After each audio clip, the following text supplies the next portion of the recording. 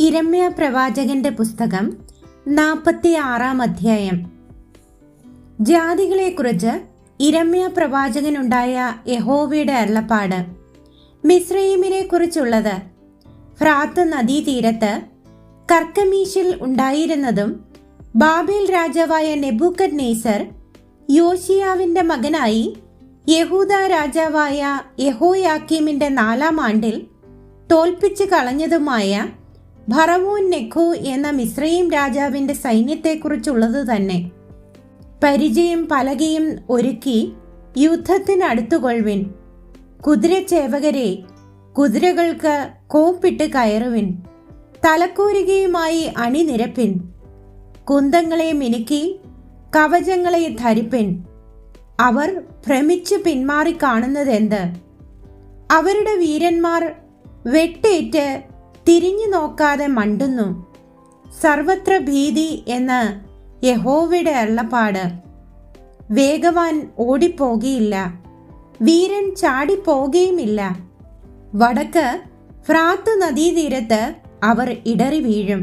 നീലനദി പോലെ പൊങ്ങുകയും നദികളിലെ വെള്ളം പോലെ അലക്കുകയും ചെയ്യുന്നോരിവനാർ.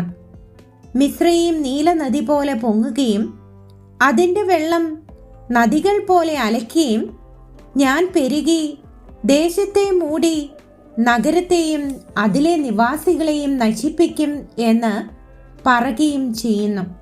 കുതിരകളെ കുതിച്ചു ചാടുവിൻ, രഥങ്ങളെ മുറുകി ഓടുവിൻ. വീരന്മാർ പുറപ്പെടട്ടെ.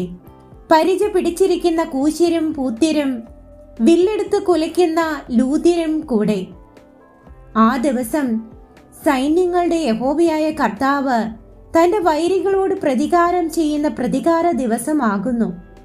വാൾ വേണ്ടുവോളം തിന്നുകയും അവരുടെ രക്തം കുടിച്ച് മതിക്കുകയും ചെയ്യും. വടക്ക് ഫ്രാത്ത് നദീതീരത്ത് സൈന്യങ്ങളുടെ യഹോവയായ കർത്താവിന് ഒരു ഹനനയാഗമുണ്ടല്ലോ. മിസ്രയീം പുത്രിയായ കന്യകെ, ഗിലെയാദിൽ ചെന്ന് തൈലം വാങ്ങുക. നീ വളരെ ഔഷധം പ്രയോഗിക്കുന്നത് വെറുതെ. നിനക്ക് രോഗശാന്തി ഉണ്ടാകുകയില്ല. ജാതികൾ നിന്റെ ലജ്ജയെക്കുറിച്ച് കേട്ടിരിക്കുന്നു. നിന്റെ നിലവിളി ദേശത്ത് നിറഞ്ഞിരിക്കുന്നു. വീരൻ വീരനോട് മുട്ടി, രണ്ടുപേരും ഒരുമിച്ച് വീണിരിക്കുന്നു. ബാബേൽ രാജാവായ നെബൂഖദ്നേസർ വന്ന് മിസ്രയീം ദേശത്തെ ജയിക്കുന്നതിനെക്കുറിച്ച് ഇരമ്യാ പ്രവാചകനോട് യഹോവ കൽപ്പിച്ച അരുളപ്പാട്. മിസ്രയീമിൽ പ്രസ്താവിച്ച് മിഗ്ദോലിൽ പ്രസിദ്ധമാക്കി. നോഫിലും തഹ്പനേസിലും കേൾപ്പിപ്പിൻ. അണിനിരന്ന് ഒരുങ്ങി നിൽക്ക എന്ന് പറവിൻ. വാൾ നിന്റെ ചുറ്റും തിന്നു കളയുന്നുവല്ലോ. നിന്റെ ബലവാന്മാർ വീണ് കിടക്കുന്നത് എന്ത്? യഹോവ അവരെ തള്ളിയിട്ടതുകൊണ്ട് അവർക്ക് നിൽപ്പാൻ കഴിഞ്ഞില്ല. അവൻ പലരെയും ഇടറി വീഴുമാറാക്കി. ഒരുത്തൻ മറ്റൊരുത്തന്റെ മീതെ വീണു. എഴുന്നേൽപ്പിൻ, നശിപ്പിക്കുന്ന വാളിനൊഴിഞ്ഞ് നാം സ്വജനത്തിന്റെ അടുക്കലേക്കും ജന്മദേശത്തേക്കും മടങ്ങിപ്പോക എന്ന് അവർ പറയും. മിസ്രയീം രാജാവായ ഫറവോന് വിനാശമെന്നും സമയം തെറ്റിവരുന്നവനെന്നും പേർ പറവിൻ. എന്നാണ് പർവ്വതങ്ങളിൽ വെച്ച് താബോർ പോലെയും കടലിനരികെയുള്ള കർമ്മേൽ പോലെയും നിശ്ചയമായിട്ട് അവൻ വരുമെന്ന് സൈന്യങ്ങളുടെ യഹോവയെന്ന് നാമമുള്ള രാജാവിന്റെ അരുളപ്പാട്. മിസ്രയീമിൽ പാർക്കുന്ന പുത്രി, പ്രവാസത്തിന് പോകുവാൻ കോപ്പുകൂട്ടുക. നോഫു നിവാസികളില്ലാതെ ശൂന്യമായി വെന്തുപോകും. മിസ്രയീം ഏറ്റവും അഴകുള്ള പശുക്കിടാവാകുന്നു. എന്നാൽ വടക്ക് നിന്ന് ഈച്ച അതിന്മേൽ വരുന്നു. അതിന്റെ കൂലിച്ചേവകർ അതിന്റെ മധ്യേ തടിപ്പിച്ച കാളക്കിടാക്കളെ പോലെയാകുന്നു. അവരും പിന്തിരിഞ്ഞ് ഒരുപോലെ ഓടിപ്പോയി. അവരുടെ അപായ ദിവസവും സന്ദർശനകാലവും വന്നിരിക്കയാൽ അവർക്ക് നിൽപ്പാൻ കഴിഞ്ഞില്ല.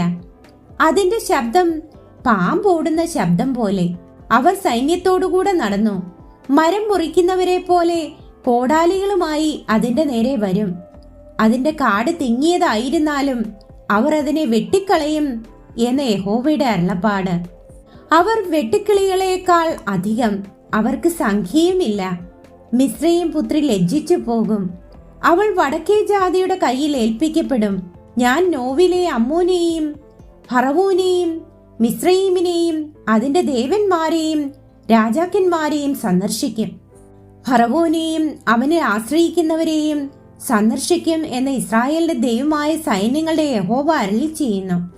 ഞാൻ അവരെ അവർക്ക് പ്രാണഹാനി വരുത്തുവാൻ നോക്കുന്നവരുടെ കയ്യിലും ബാബേൽ രാജാവായ നെബൂഖദ്നേസറിന്റെ കയ്യിലും അവന്റെ ഭൃത്യന്മാരുടെ കയ്യിലും ഏൽപ്പിക്കും. അതിന്റെ ശേഷം അതിന് പുരാതന കാലത്തെന്ന പോലെ നിവാസികൾ ഉണ്ടാകും എന്ന് യഹോവയുടെ അരുളപ്പാട്. എന്നാൽ എന്റെ ദാസനായ യാക്കോബേ, നീ ഭയപ്പെടേണ്ട. ഇസ്രായേലേ, നീ ഭ്രമിക്കേണ്ട. ഞാൻ നിന്നെ ദൂരത്തു നിന്നും നിന്റെ സന്തതിയെ അവരുടെ പ്രവാസദേശത്തു നിന്നും രക്ഷിക്കും. യാക്കോബും മടങ്ങി വന്ന് സ്വസ്ഥമായും സ്വൈര്യമായും ഇരിക്കും. ആരും അവനെ ഭയപ്പെടുത്തുകയുമില്ല. എന്റെ ദാസനായ യാക്കോബേ, നീ ഭയപ്പെടേണ്ട. ഞാൻ നിന്നോട് കൂടെ ഉണ്ടെന്ന് യഹോവയുടെ അരുളപ്പാട്. നിന്നെ ഞാൻ ചിതറിച്ചു കളഞ്ഞ സകല ജാതികളെയും ഞാൻ മുടിച്ചു കളയും. എങ്കിലും നിന്നെ ഞാൻ മുടിച്ചു കളകയില്ല. ഞാൻ നിന്നെ ന്യായമായി ശിക്ഷിക്കും. നിന്നെ ശിക്ഷിക്കാതെ വിടുകയില്ല താനും.